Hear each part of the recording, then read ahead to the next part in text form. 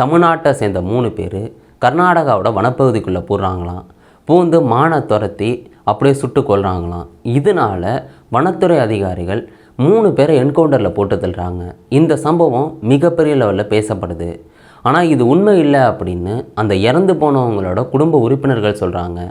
அதையும் தாண்டி அங்கே ஆயிரக்கணக்கான பேர் சேர்ந்து போராட்டத்தில் ஈடுபடுறாங்க.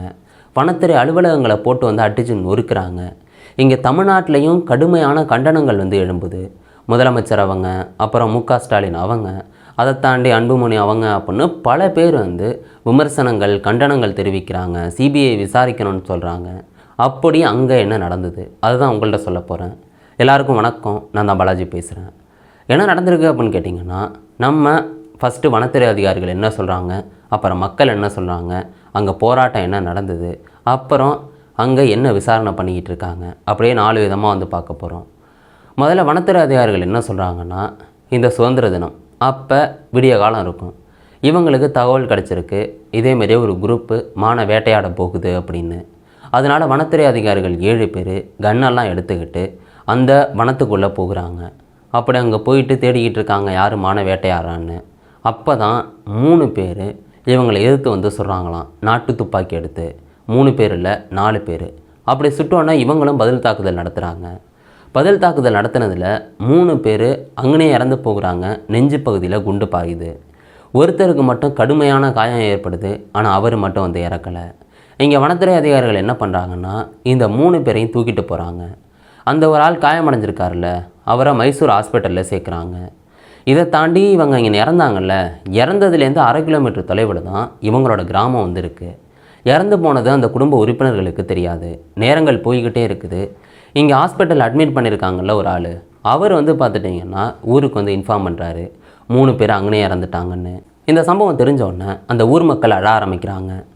இது மாதிரி வனத்துறை அதிகாரிகள் சொன்னது எல்லாமே போய் இதுதான் நடந்துச்சு அப்படின்னு அவங்களோட வெர்ஷனை வந்து சொல்கிறாங்க. அந்த இறந்து போன 3 பேரும் யாருன்னு கேட்டிங்கன்னா, அந்தோணி சாமி அப்படின்னு சொல்லப்படுறவர், அப்புறம் பீட்டர் அப்படின்னு சொல்லப்படுறவர், அப்புறம் குமார் அப்படின்னு சொல்லப்படுறவங்க. இவங்க 3 பேர் தான் இறந்தது. அப்புறம் ஹாஸ்பிட்டல் அடிபட்டிருக்காப்புல இல்லை, அவர் பேர் மகிமை தாஸ். இந்த 4 பேரும் எதுக்காக காட்டுக்குள்ளே போனாங்கன்னு கேட்டிங்கன்னா, மானை வேட்டையாடுறதுக்காக போகலையாம், மாடை பிடிக்கிறதுக்காக போயிருக்காங்களாம்.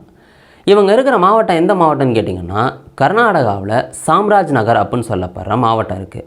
இது தமிழ்நாட்டு எல்லையோரமாக இருக்க மாவட்டம். இவங்க எல்லாருமே நல்லா தமிழ் பேசுவாங்க. இங்கே ஹனூர் அப்படின்னு சொல்லப்படுற பகுதி, அங்கே தான் இந்த குடும்பங்கள் எல்லாமே இருக்குது. இந்த இறந்து போனாங்கள்ல 3 பேர், அதில் குமார் அப்படின்னு சொல்லப்படுற ஒருத்தர் இருக்கார். அவங்களோட ஒய்ஃபு எல்லாத்தையும் தெளிவாக சொல்கிறாங்க. இந்த குமார் வந்து பார்த்துட்டிங்கன்னா கேரளாவில் ஜேசிபி ஆப்ரேட்டராக வேலை பார்த்துக்கிட்டு இருக்காங்களாம். காசெல்லாம் வந்துக்கிட்டே இருக்குது. சரி ஓகே, நம்ம ஊரில் போய் ஃபேமிலியை பார்த்துட்டு வருவோன்னு அங்கேருந்து கிளம்பி கர்நாடகாவுக்கு இந்த ஹனூருக்கு வந்து வந்துடுறாங்க. நல்லா ஒய்ஃப்கிட்டையெல்லாம் பார்த்து பேசிவிட்டு ஃபேமிலிக்கிட்டையெல்லாம் நல்லா பேசிக்கிட்டு இருக்காங்க. ஆனால் இந்த நேரத்தில் தான் அந்த குமாரோட அக்கா ஹஸ்பண்ட் வந்து 50 மாடுகளை வச்சு மேய்ச்சிக்கிட்டு இருக்காங்க. அது வனப்பகுதிக்குள்ளே போய் நல்லா மேய்ஞ்சிட்டு ரிட்டன் வீட்டுக்கு வந்துடும். இந்த நேரத்தில் கரெக்டாக சுதந்திர தினத்துக்கு முன்னாடி இந்த மாடு வனப்பகுதிக்குள்ளே போனது, நிறையா மாடு ரிட்டன் வந்துடுது. ஆனால் ஒரு சில மாடு மட்டும் ரிட்டன் வரவே இல்லை. ஆகா, என்னடா மாடு ரிட்டன் வரலை, நம்ம போய் சீக்கிரம் பிடிச்சிட்டு வரணும் அப்படின்னு அந்த குமார் அவங்களோட சொந்தக்காரங்க எல்லாருமே வனப்பகுதிக்குள்ளே போகிறாங்க. ஏன்டா போகிறாங்கன்னு கேட்டிங்கன்னா, ஏன்னா நைட் நேரத்தில் புலியோ சிறுத்தையோ அந்த மாடை அடிச்சிருமா. அப்படி அடித்தா அது வந்து அப்படியே லாஸ் ஆகிடும். ஏன்னா இதை நம்பி தான் அந்த குடும்பம் வந்து இருக்குது. சரி, அந்த ஒரு சில மாடை சீக்கிரம் பிடிச்சிட்டு வந்துடுவோன்னு வனப்பகுதிக்குள்ளே 4 பேர் போகிறாங்க. அந்த வனப்பகுதி ஃபுல்லாக தேடுறாங்க. அந்த மாடை பிடிக்கவே முடியலை. நேரங்கள் போய்கிட்டே இருக்குது. சரி ஓகே, நம்ம இனிமேல் ரெஸ்ட் எடுப்போம்னு ஒரு இடத்துல வந்து படுத்து தூங்கிட்டு இருக்காங்க. இந்த நேரத்தில் தான் ரகசிய தகவல் மூலம் அந்த வனத்துறை அதிகாரிகள் 7 பேர் வராங்க. வந்து இவங்களை சுடுறாங்க. அங்கே 3 பேர் ஸ்பாட் அவுட் ஆயிடுறாங்க. ஏன்னா நெஞ்சு பகுதியில் குண்டு படுது. ஒருத்தர் மட்டும்தான் அதுலேருந்து தப்பிக்கிறாப்புல. இந்த வனத்துறை அதிகாரிகள் உடலெல்லாம் தூக்கிட்டு போயிடுறாங்க. அந்த இடத்துலேருந்து 1/2 கிலோமீட்டரில் தான் வீடே வந்து இருந்திருக்கு. அந்த அடிபட்டவர் சொல்லி தான் இந்த குடும்பத்துக்கு என்ன நடந்திருக்கு அப்படின்னு தெரிய வருது. மிகப்பெரிய போராட்டங்கள் வந்து வெடிக்க ஆரம்பிக்குது. இந்த சம்பவம் அன்னைக்கு விடிய காலம் 5 மணிக்கு முதலமைச்சர் அவங்களுக்கு தெரிய வருது. அதாவது சுதந்திர தினத்தன்னைக்கு. அங்கே உள்ள வனத்துறை அமைச்சர் என்ன சொல்கிறாங்கன்னா, இதே மாதிரியே 7 வனத்துறை அதிகாரிகள் ரகசிய தகவல் மூலம் அங்கே போனாங்க. 4 பேர் எதிர்த்து கன்னை வச்சு சுட்டோன்னே வேறு வழியே இல்லாமல் தான் இவங்க 3 பேரை சுட்டு கொண்டுட்டாங்கன்னு முதல்ல மீடியா கிட்ட விளக்கம் கொடுக்குறாங்க. ஆனால் அதுக்கப்புறம் பொதுமக்கள் இப்படிப்பட்ட ஒரு விஷயத்த சொல்கிறாங்க, மாடை பிடிக்க தான் போனாங்க அப்படின்னு. இதனால் என்ன நடந்ததுன்னு முதல்ல தெரிஞ்சுக்கணும். உண்மையாகவே என்ன நடந்ததுன்னு தெரிஞ்சுக்கணுன்னா மேஜிஸ்ட்ரேட் தலைமையில் ஒரு குழு அமைக்கணும்னு முதலமைச்சர் அவங்க ஒரு குழு அமைக்கிறாங்க. ஒரு வாரத்துக்குள்ளே விசாரிச்சுட்டு என்ன நடந்திருக்குன்னு முதல் கட்ட தகவலை சொல்லுவாங்க அப்படின்னு முதலமைச்சர் அவங்க மீடியா கிட்ட விளக்கம் கொடுக்குறாங்க. ஆனால் இதே நேரத்தில் போராட்டம் மிகப்பெரிய லெவலில் வெடிக்குது. இவங்க எல்லாரும் ஹனூர் பகுதியை சேர்ந்த மக்களில் அந்த ஹனூர், அப்புறம் மரியமங்கலம், அப்புறம் இன்னும் ஒரு சில பகுதிகள்லேருந்து மக்கள் எல்லோரும் கூடி அந்த வனத்துறை அலுவலகங்கள் இருக்குல்ல, அதை எல்லாத்தையும் போட்டு அடிக்கிறாங்க. அங்கே இருக்க கார்லேருந்து பல விஷயங்களை வந்து அடித்து நொறுக்கிறாங்க. இதையும் தாண்டி பல இடங்கள் மைசூர்லேருந்து பல இடங்களுக்கு போகிற அந்த ரோடெல்லாம் போட்டு மறித்து எந்த வண்டியையும் போக விடாமல் வந்து பண்ணுறாங்க. இப்படி நாள் போராட்டம் நடக்குது. அடுத்த நாள் இந்த போராட்டம் தொடருது. கொள்ளைக்கால் இன்னும் பல இடங்கள்லேருந்து ஆயிரக்கணக்கான மக்கள் கூடுறாங்க. இப்படி கூடினோன்னே கவர்மெண்ட்டுக்கு என்ன பண்ணுறதுன்னு தெரியலை. அப்புறம் சாம்ராஜ் நகர், அப்புறம் மைசூர் அப்படின்னு பல இடங்கள்லேருந்து ஆயிரக்கணக்கான போலீஸை குவித்து இந்த பிரச்சனையை சால்வ் பண்ண பார்க்குறாங்க. இப்படியே இந்த போராட்டம் பெருசாக போய்கிட்டு இருக்கு. இதை தாண்டி ஒரு இளைஞர் பட்டாலுமே ஹனூர் காவல் நிலையத்துக்கிட்ட போய் நின்றுக்கிட்டு வனத்துறை அதிகாரிகளுக்கு எதிராக முழக்கம் போட்டுக்கிட்டு இருக்காங்க. ஒரு பரபரப்பான சூழ்நிலை நிலவிக்கிட்டு இருக்கு. அங்கே போலீஸ் ஆஃபீஸர்ஸ் எல்லாரும் சேர்ந்து தடியடி நடத்துகிறாங்க. மிகப்பெரிய பதட்டம் வந்து நிலவுது. இதே நேரத்தில் அங்கே ஹாஸ்பிட்டல் இருக்குல்ல, அதாவது 3 பேர் இறந்துட்டாங்க. இவங்களோட உடலை மைசூர் ஹாஸ்பிட்டலில் வச்சுருக்காங்க.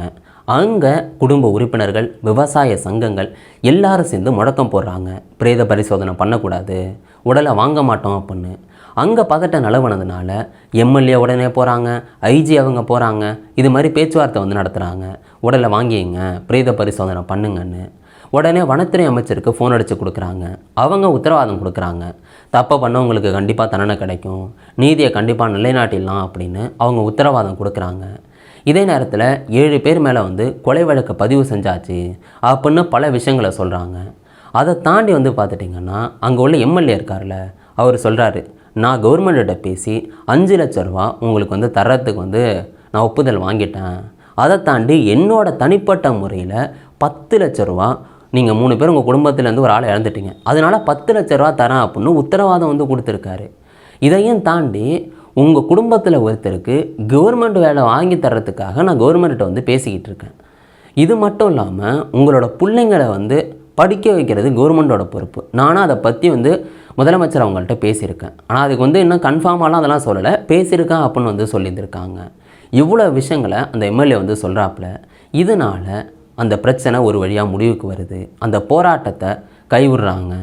உடலையும் வந்து பிரேத பரிசோதனை பண்ண சொல்கிறாங்க, உடலையும் வாங்கிக்கிறோம் அப்படின்னு சொல்லியிருக்காங்க. இப்படி அங்கே ஒரு வழியாக இந்த போராட்டம் முடிவுக்கு வருது.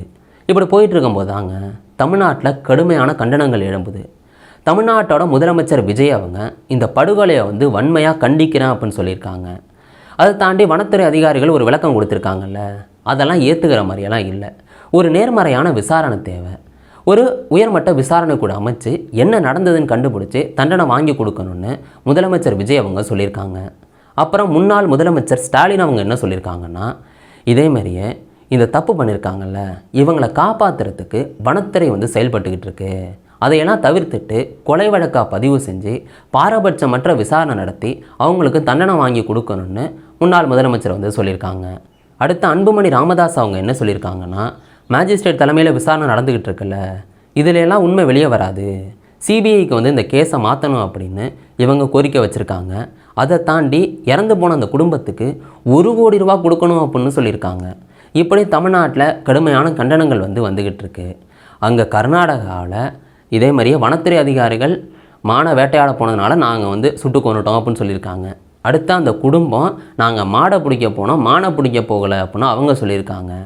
முதலமைச்சர் அவங்க என்ன நடந்ததுன்னு கண்டுபிடிக்க மேஜிஸ்ட்ரேட் தலைமையில் ஒரு டீம் அமைச்சிருக்காங்க.